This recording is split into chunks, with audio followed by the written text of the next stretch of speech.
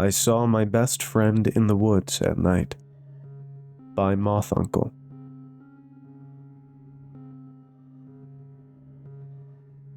I've been lucky enough to have lived a relatively full life. I've traveled far and wide, from the rainy cobbled streets of London to the jagged peaks of northern Thailand. Along the way, I made many friends and enjoyed careless flings with temporary lovers before they all slipped back into the black pool of memory. So many cherishable moments in time trapped back in faraway lands. I settled back in the States, doing everything by the book. I found a loving girl who stuck around, and we built a life together that's beautiful. It's a life sacred enough to chisel into a rock wall so it may be immortalized.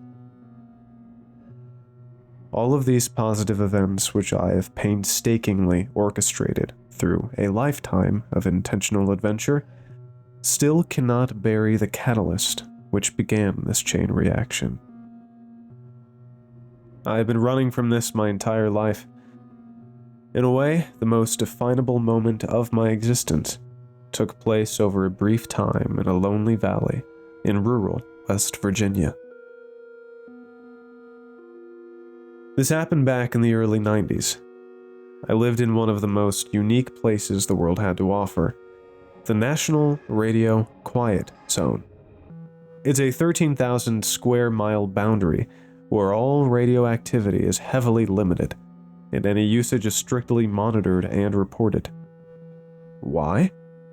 It's because in the center of the zone lies a massive observatory with these gigantic radio telescopes taller than the Statue of Liberty. Those towering satellite dishes are listening for any and all radio frequencies coming from deep space, and they need total quiet, an open frequency range. If one little radio or microwave or cell phone occupied any of those frequencies, and that just so happens to be the one an extraterrestrial race was using to shoot signals out into the universe, we might never hear their calls. So, the colossal dishes point to the skies, listening to eternity, listening for anything that was up there.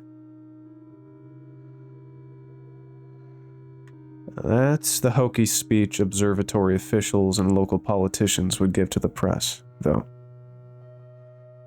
I know now from family still in the region that the restrictions are much more relaxed these days, and most of the people in the quiet zone secretly have internet and all the other modern luxuries anyone else has now. But back when I was living there in the 90s, I can attest to the restrictions being strictly enforced by some bootlicker who worked for the observatory. We were faithfully living an off-the-grid lifestyle then. It was a simple life. Of course, there was no internet and no television.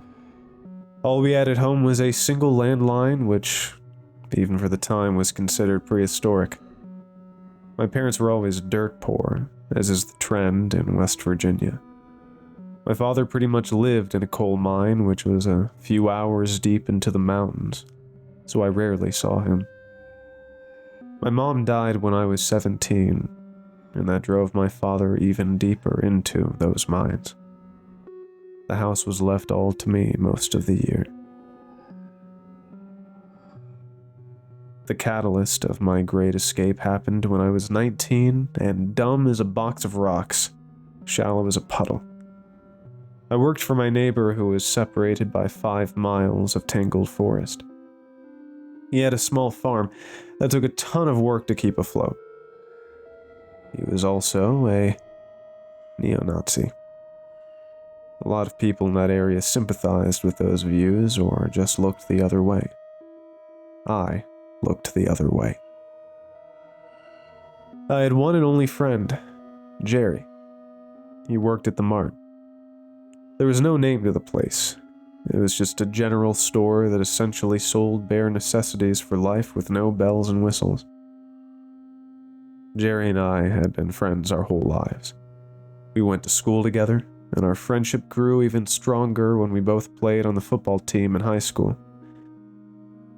Everyone's pretty close through school, and the graduating class is 44, but Jerry and I just got along with no trouble. We had other friends, but after we all graduated, most got the hell out of town and into a college, or they stuck around and buried their heads into the next chapter, be it a job or a drug. Me and Jerry would go hunting or go fishing, or we'd just sit and do nothing. We'd just sit there and talk all day. It was never anything too deep or cerebral, but looking back, the act of just talking with no greater objective might have been one of the finest experiences. It rivals and maybe even trumps all those glamorous adventures later on in my life. We just sat and listened to each other ramble. To us, we were the funniest guys who ever existed, the most skilled hunters and fishers, and the best at living. It was simple and innocent, and I didn't know how good I had it. When those chilly fall evenings came around, I'd usually finish up at the farm right as the sun fell below the mountains, which then turned a cold and hazy blue. Night would soon follow. Nighttime in the quiet zone, which is already deeply embedded in rural Appalachia, was an abyssal sort of dark. The stars were brilliant, and you could even see those intergalactic clouds of the Milky Way. The sound of night would either be a deafening roar of insects, or the purest, most crystalline silence you could imagine. Silence so perfect, you'd think you could hear the hum of space, your ears listening like those giant satellite dishes not far off. It was one of those chilly fall evenings when my life changed forever. I had just finished up another tiresome day at my neighbor's farm. I drove a clunky old 1972 Chevy Silverado that was allegedly once a deep forest green, although it had rusted into an ugly gradient of poverty. Itching at the dozens of mosquito bites I had earned, I sputtered out of my neighbor's farmland, which involved taking a bumpy, twisting gravel track a quarter-mile down to a road that was somewhat paved. This farm road, which was simply just called 132, took me down to our driveway. I was driving down that pitch-black road, and I was probably going too fast, being a 19-year-old that just got off work and all. I passed by the thick old trees on that snaking switchback, racing for my turn-off to home. My faded headlights only offered me a small oval of light directly in front of my truck. Everything else was lost. In between those twisted old trees, at some point, was a figure that I screeched right by. I didn't know what I had seen until minutes later, and even then it was paranoid guesswork. A man? I thought it had been a man. A naked man. The way my weak headlights had illuminated the figure so entirely led me to believe he had nothing on. Maybe that was just a trick of my eye, though. I thought little of it once I was home, quickly relinquishing control over a crazed, naked man on the side of the road. I just hoped he wouldn't find his way to the house where I'd have to shoot him. The next day, I was off from work. I remember heading down to the mart for a stale candy bar and to see Jerry. We had talked about hanging out a few days prior. When I went into the mart, Jerry wasn't there. That wasn't right. Jerry always showed up to work. He was annoying in that way. Instead, the till was manned by Pete, the dirtiest man in town. "Where's Jerry gone?" I asked Pete. "Dunno. Didn't show today," Pete muttered through labored chewing. "Did he call in?" I asked. "I don't know." He sucked in a violent breath. "Why don't you go try his folks?" This was hopeless. I already knew Jerry's parents had gone out of town for a sick relative in Tennessee. I quit the mart and moved on to his house regardless. Jerry's family lived in an old shadow of a house up the main street a few miles. I knocked on their door multiple times and looked through the windows and found no one inside. Defeated, I went back home. At some point, I tried to call his house on our landline to see if maybe he had gone out for a little while. The damn phone wasn't even working. For the first time in a while, I had felt truly alone. It was high noon and there were so many more hours until nighttime, and then a whole eternity of night until the next lonely day. I think waves of grief began to finally break through the levees I had put up for 2 years. I missed my mom, and hell, even missed my dad. I wanted to cry, but I wouldn't give myself the pleasure of a release. Instead, I bottled it up. Where the hell is Jerry? That thought would keep running through my mind. In a town as small and remote as this one was, it was rare to not know the whereabouts of your inner circle. It was driving me stir-crazy by the time night rolled around. That was a defining night as well. I had trouble sleeping from the upsetting nature of the day. I was tossing and turning while flashes of silent, distant lightning filled my room. Eventually, I got up to go be miserable in another room. I opened my bedroom door, which was at the end of a hallway, and then that hallway led into our living room, which had a big bay window revealing the dark forest beyond. Somebody was pressed up against the window and peering in. I froze in place while my skin ignited.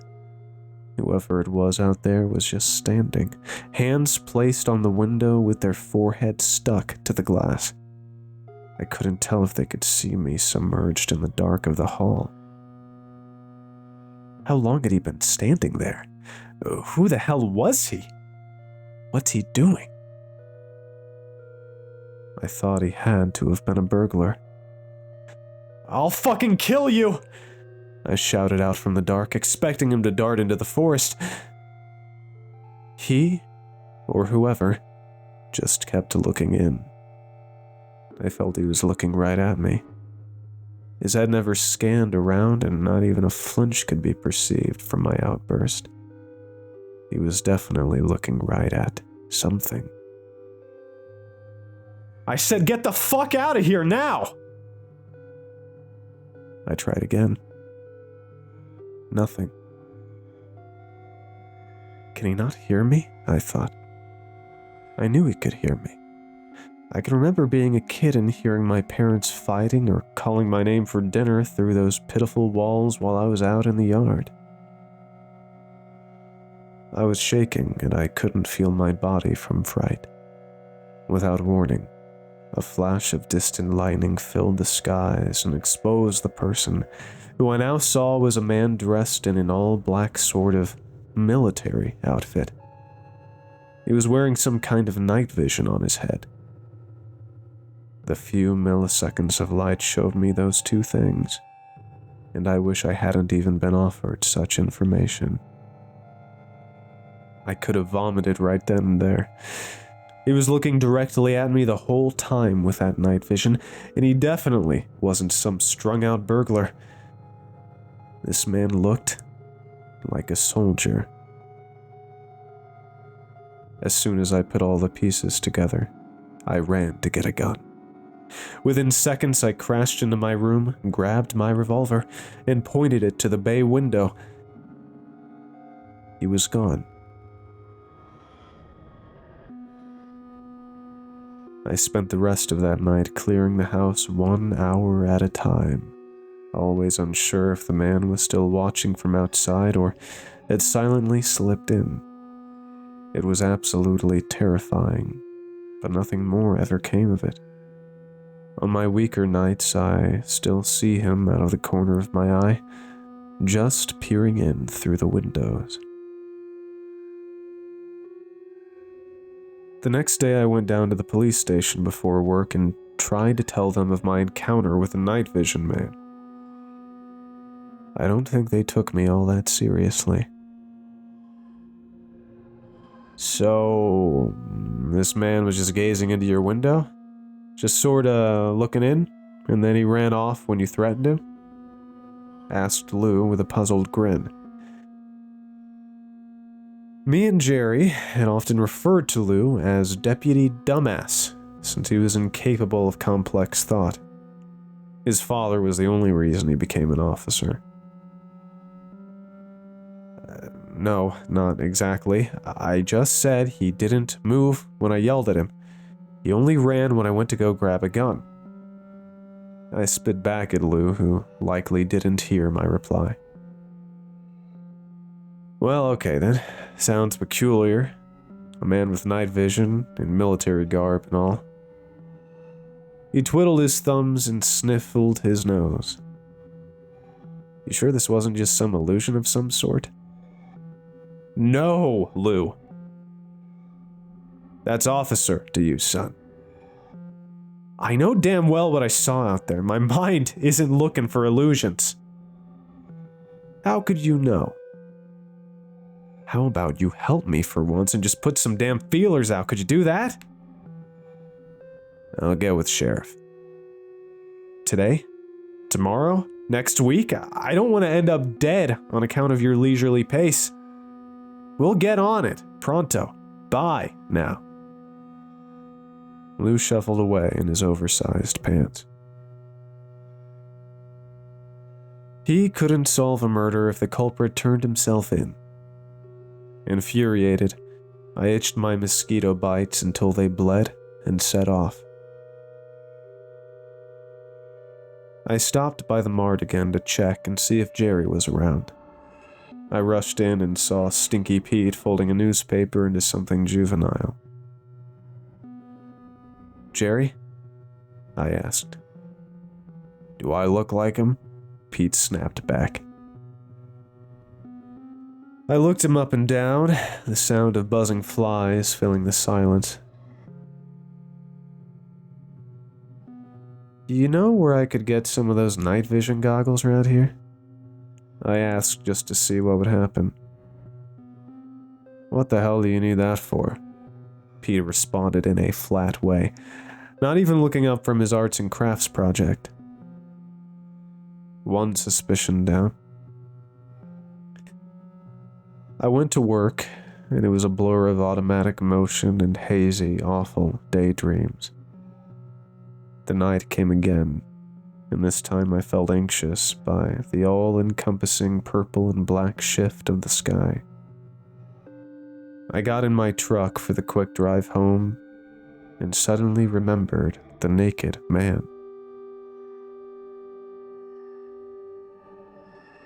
What was that guy about, I thought? Was he the same guy as the night vision man? I didn't want to think about any of it for too long. It was all so unordinary. I didn't feel safe going home, but there was actually nowhere else for me to go, unless I just slept in the truck. Maybe I should sleep in the truck, I pondered. I should get on a payphone and call Dad. And dread filled me thinking about that. Where the hell is Jerry?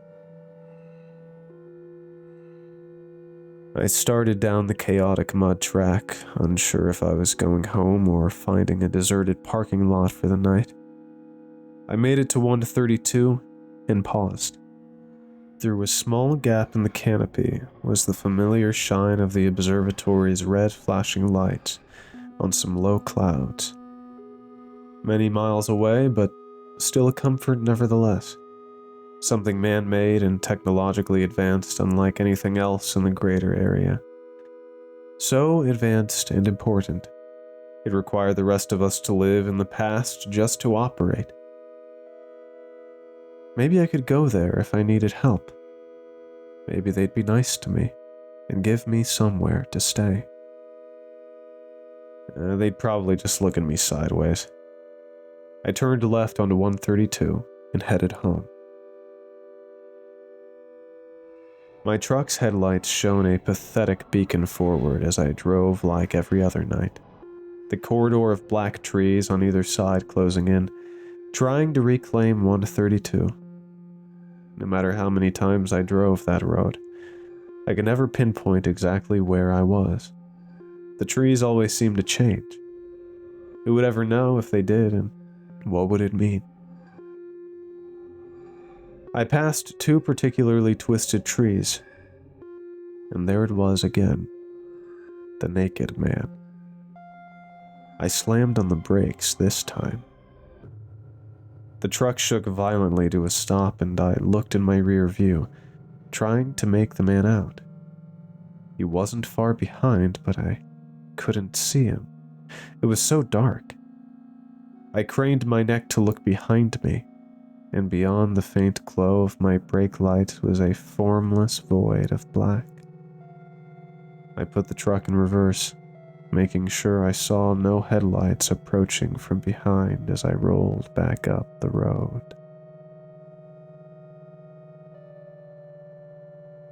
It felt like hours, or like I was trapped in a loop of reversing and scanning the tree line. Then I saw a pale body amid the grainy dark, standing perfectly still.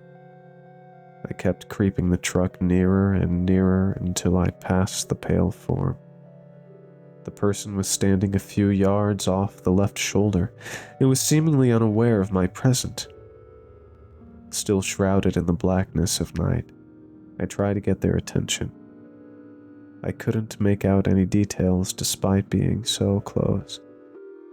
So I kept backing up and angled my truck so that my headlights exposed the person. The dim lights finally showed me something awful. "Jerry!" I screamed. "Jerry, oh my God!" I got out of the truck and ran up to him. That was not Jerry. Standing before me with perfect posture was my best friend. He was fully naked and totally catatonic. His mouth was agape and his eyes were shut. I could tell he'd been standing there for a very long time because insects had begun to use him to their advantage. A black widow spun its web in between his legs. Ants crawled all across his body, and mosquitoes drank from him freely. I kept calling his name directly to his face, and he didn't do anything. He looked like a statue of himself, or one of those wax sculptures.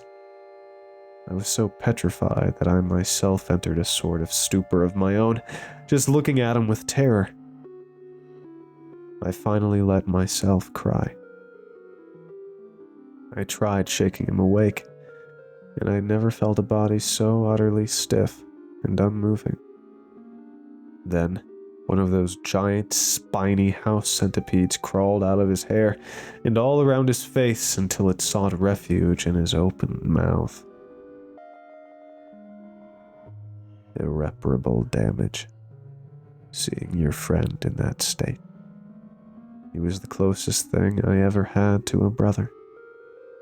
If he had just died instead, a car wreck, hunting accident, or some genetic tragedy, I could eventually overcome the crashing waves of grief. But this was something else entirely. He wasn't even dead. At least I didn't think so. I tried to calm myself enough to detect any sign of life. I mean, he was standing up perfectly straight. He couldn't have been dead. At one point, I could have sworn I heard the quietest, saddest wheezing whistling through his open mouth like it was his last breath. That centipede was still in there. Who knows how deep it ventured. I don't know how long I sat there just panicking. I can't faithfully convey the utter alien nature of it all. Was he alive or dead or something new? I tried to move him. I tried so hard. He wasn't going anywhere. I was waiting for another car to pass us by so I could wave them down, but no one ever came. Whatever was going on with Jerry, I swore to him I'd stay by his side. I told him I wasn't going to leave him, and I had hoped there was a piece of him still floating around in his caged body that could hear me. I brushed all the bugs off of him. I grabbed a stick and persuaded the Black Widow to abandon its home. I even searched around in Jerry's mouth for the centipede, but it had fallen further into him. I tried to keep him clean, and I tried to keep myself calm. It could have been hours in that vacuum of agony. I'll never know. All I know is that somewhere within that space, I left my friend out there in that abyss, cold and alone. I shot awake in my bed, covered in even more mosquito bites and even a few ticks. Judging by the colonies of insects which occupied Jerry, I wasn't curious where I had gotten them. I was, however, greatly concerned at what had just happened. I had blacked out or repressed something awful. I don't know. The sun shone through my blinds in brilliant gold. My truck was parked outside. I raced down my driveway, my truck buckling and screeching for mercy. It was only a few minutes until I found the twisted trees where Jerry had stood. Those two trees always looked the same. I got out and examined the ground beneath me. I saw 2 footprints sunken deep into the ground, and then in front of them must have been the result of my frenzy last night. I shouted his name through the dense and uncaring forest. I cried again at the absurdity of it all, of the last few days.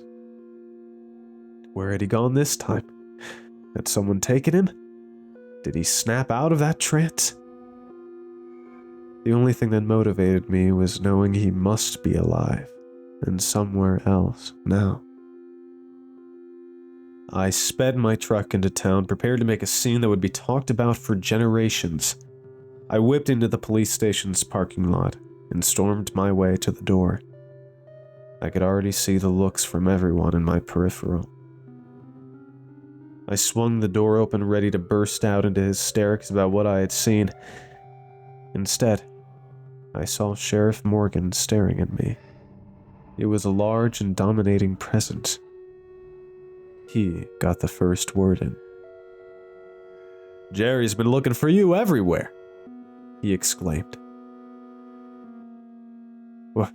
What? I stammered. "What are you talking about? Jerry was just..." "You just missed him. He seemed real upset and said he needed to get a hold of you." Sheriff Morgan interrupted and placed a lot of emphasis on the word needed. "Well, I was just at home. I just woke up," I said, so confused. "Maybe he's there now. It seemed pretty urgent to me." "Oh, okay. I guess I'll..." I trailed off into a trance. "I guess I'll try and catch him."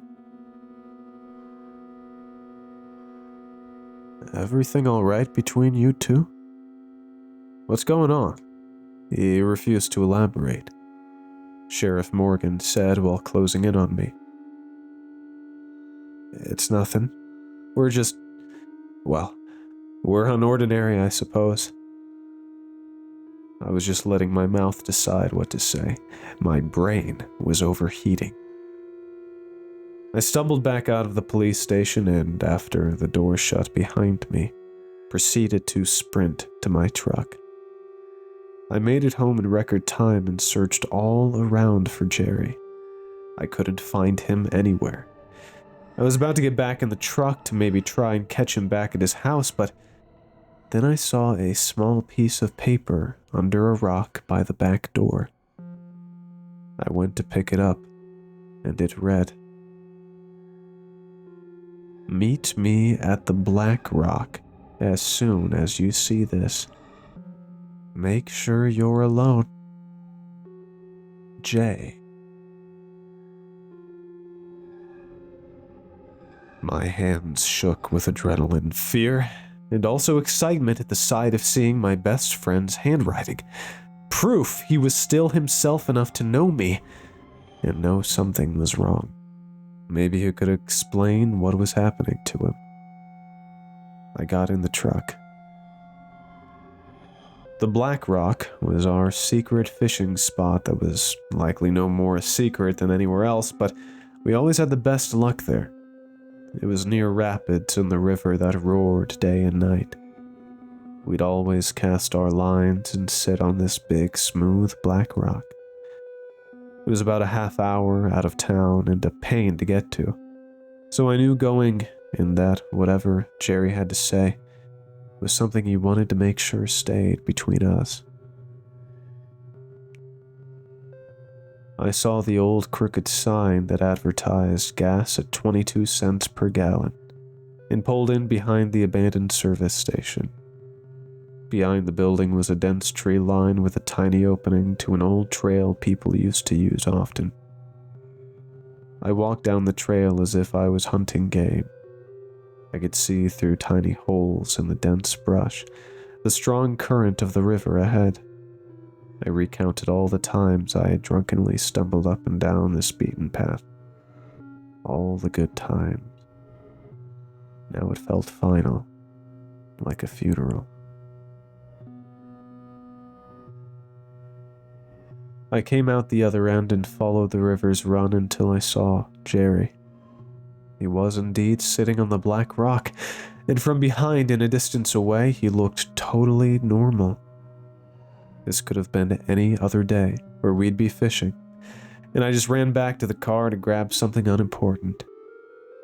I couldn't contain myself as much as I wanted to, had planned to.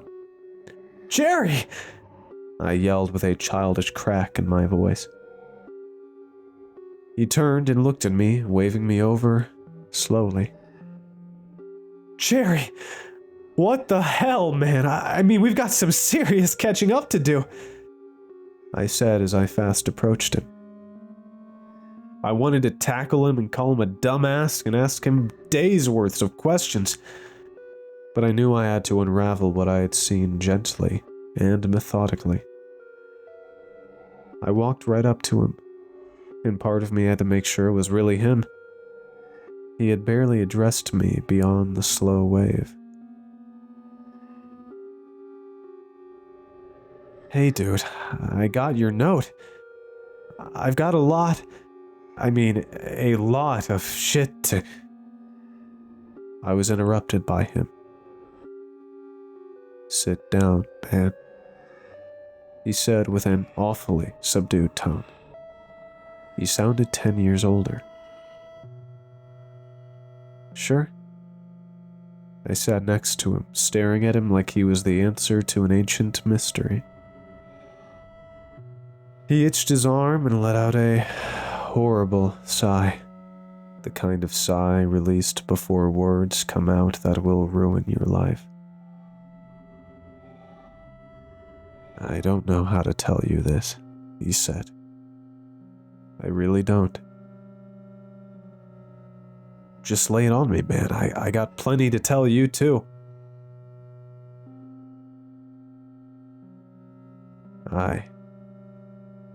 Oh, man.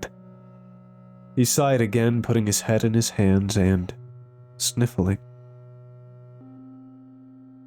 I placed a hand on his shoulder, and my vision became watery.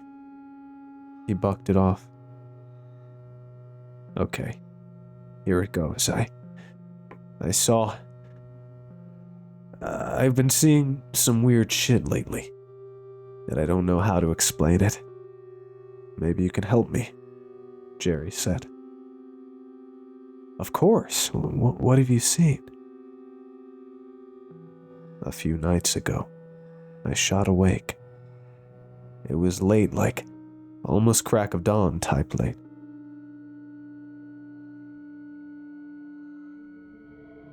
Would I even need to tell him what I had seen? Or was he already aware of what was happening to him? I get this strange feeling, Jerry continued. I feel eyes on me from somewhere. So I grab the Beretta and I take a walk around the house. Now it's real quiet out, which was odd because this time of year it's usually, in your face kind of loud with all the bugs. So I'm walking around and then I see something. Up on a mound with no trees or nothing, I see a silhouette of somebody.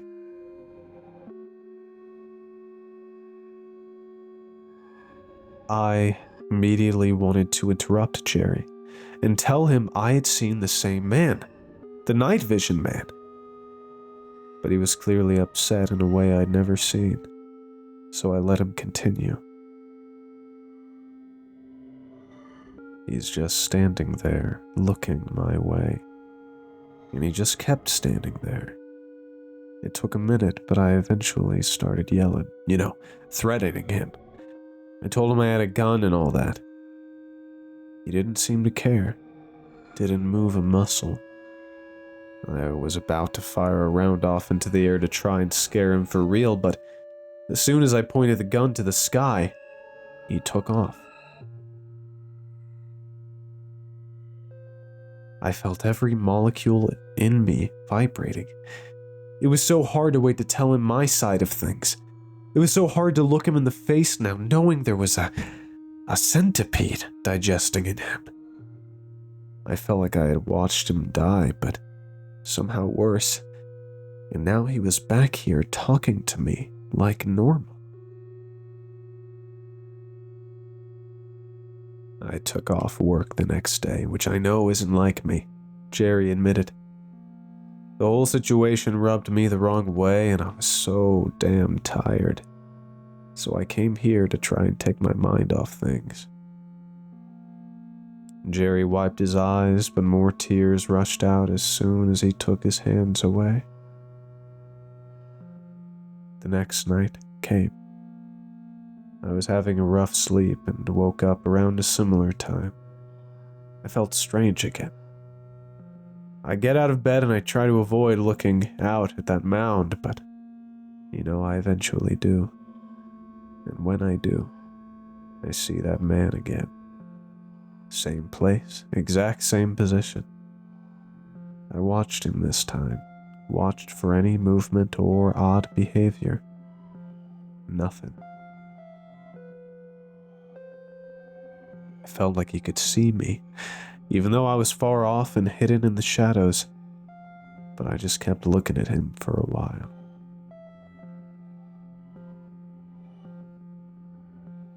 It was the night vision man.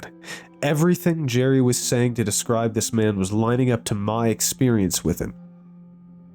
But why? Why both of us? And who the hell was he? Right as I was building up the courage to go try and scare him or shoot him or whatever, he took off again. And I'm still curious if it was the exact same time as the night before. Jerry stared out and took a break between recounting his last few nights, and those pauses were agonizing. I wanted to use those perfect gaps to tell my side already, but I could tell if I interrupted, he might erupt on me. Besides, I didn't want him to lose his train of thought. I just came back here again and tried to amp myself up. I told myself to be a fucking man and to shoot that bastard if he came back on my property again. Just shoot him down and worry about the rest later. It was a threat, Jerry said, nodding. He was a threat. Jerry itched his arms aggressively, and I could see the scabs coming off as he did. Last night, I decided to stay up and wait. I was gonna just camp out and watch that mound. I had my Beretta in hand and yeah, I felt like a goddamn lunatic. Jerry said before a long pause.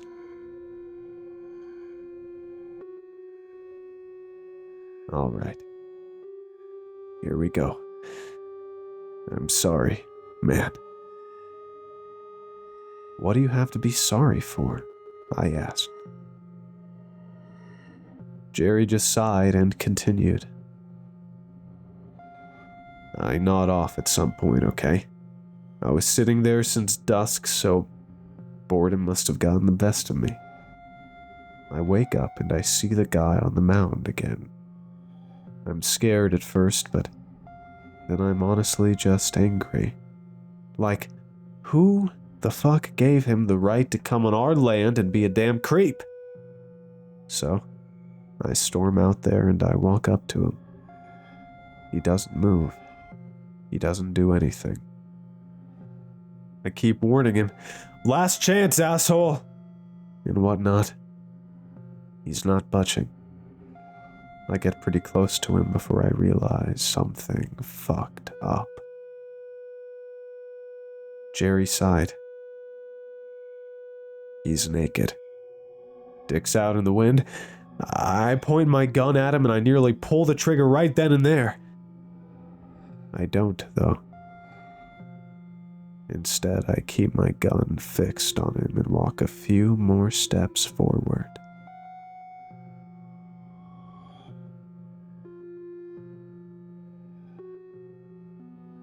Naked. The night vision man wasn't naked for me. Suddenly, Jerry removed something from his waistband. Tell me why the fuck it was you, man. Jerry growled, his Beretta now laying in his lap. That hit me like a gunshot from his pistol. My vision warped and my body felt like it had fallen 1,000 feet. I couldn't believe this. He was mistaken. He must have been. I was the one who saw him, not the other way around. I watched his stiff body stand in the mud for hours the night before. I peeled the beetles from his skin and waited for help that never came. I did everything I could for him, and now he's got a gun on me. I couldn't understand. This was all so far beyond me. We were just kids. I swear I did everything I could have done for him in that horrifying moment. Then I remembered my unexplained blackout. My ambiguous return home.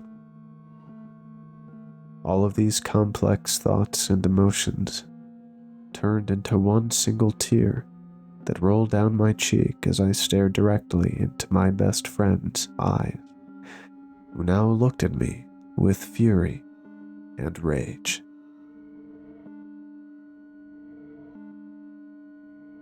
You, Jerry muttered as he tightened his grip around his gun. You fucking freak. You act all innocent now, but I saw you. I walked right up to you and you couldn't even open your eyes to look at me. You had your mouth open and you wouldn't move. What the hell is going on with you, man? Drugs? It better be drugs or you're seriously fucked up in the head. Showing up to my house. Stalking me. Naked? No, I blurted out. No, no, no! Don't lie to me. I'm not here to listen to your bullshit. Jerry barked back. Jerry, I saw you. I've seen you too. What do you mean you've seen me too? What the fuck does that even mean, man? You were standing on the side of 132 last night, and I saw you the other night too. But I didn't know it was you yet. On my way home from the farm, you were standing in the dark, naked. Get the fuck out of here. What are you even talking about? You were standing there in the exact same way as you described me. Naked, eyes shut, mouth wide open. There were bugs all over you. You looked dead. I tried to move you, but you wouldn't budge. You wouldn't move. I tried so hard to get you to fucking move. That's impossible. I would remember something like that. I would remember standing outside your house fucking naked too. I remember you threatening to shoot me, but I don't. Jerry stood up, his gun still drawn. He paced back and forth. What the fuck? He said to himself. He pounded his head with frustration. I know. Listen, man, I know. I know it sounds absolutely insane. I know. There's no way that I was naked on the side of the road multiple nights. There's just simply no fucking way that happened. I would have died, right? Like, something would have gotten me.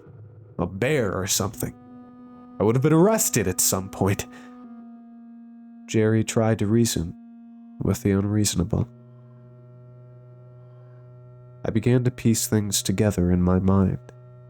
A distorted puzzle that didn't fit together in our way of thinking, but maybe to something else. I looked out at the river rushing us by. At some point, when I was out there with you, I blacked out completely. I thought I had just blocked it out or something because you were so messed up and it was just awful to see you like that. But now I think I blacked out and then became like you, I said in a defeated way. I don't get it. I just don't see it, man. Jerry refused. You said you nodded off at some point when you were staking out the mound. Maybe that was you entering that state, I suggested. You said you sat down around dusk. Well, I get off about an hour after, and I'm driving home in the dark. That could be just enough time for you to arrive in your place. This is so fucking stupid. You sound like a space cadet, Jerry said, growing equally defeated. The fight in him was leaving slowly, too. I stayed the course with my crackpot theory.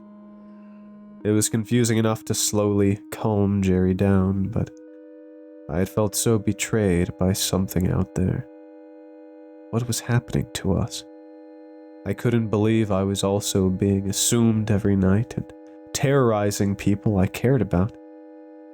And just the why of it all was so frustrating. A mystery I knew I'd never get to the bottom of. A mystery as enduring as the meaning of life or what came before the universe. There's no understanding this, Jerry. I think we just accept it.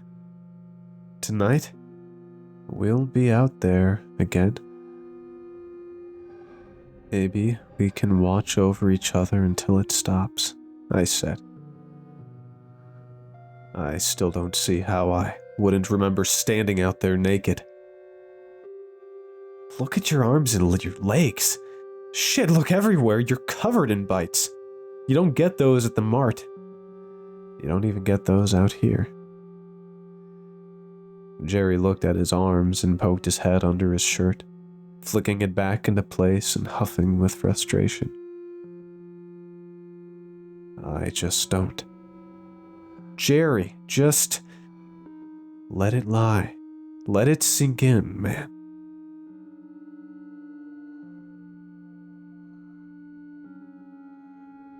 We both sat there for a while, listening to the Wise River crash. I heard the crunch of gravel beneath a boot and looked up to see Jerry flinging his gun into the river. It cracked the water's surface, and that was it. I had some nasty thoughts just now. Figured out how to get rid of that, Jerry mumbled. I had thought some nasty thoughts too in that period of horrible reflection. I thought maybe we could end the confusion real quick and easy at the Black Rock with that pistol. I thought maybe I could take out Jerry in his next trance with that pistol, and then I'd do myself. I didn't want to know his nasty thoughts. We continued to sit in silence. Something was forever disconnected between us. Something was forever keeping us bonded together. Within 4 days, I'd become a different person forever. Something in me shifted. I don't think it was a normal shift of a young adult, like becoming jaded or losing innocence. I think it was something absolutely transformative, something that changed my DNA. I felt biologically altered from that time on. Somebody or something out there had played God, or maybe God played with us. We entered our respective trances for 3 more nights before they stopped entirely, at least for us. We watched over each other in the dark, making sure no wildlife took us, and we even followed each other back home. We were hard to keep up with. We'd both take the same route to our locations each night, but it was as the crow flew. I don't know what would happen within us or why it happened. I don't know why we went to where we did and why we were both relatively close to one another's home when we entered that state. We just did our best to support one another in this inexplicable spell. We were cautiously thrilled when everything stopped after just a week. One awful week that controls my life to this day. The invisible hand had left its mark, though, and with that mark began a life of running. Jerry did the same. We got out of that town as quickly as 2 broke 19-year-olds could. We went our separate ways, and have never spoken since.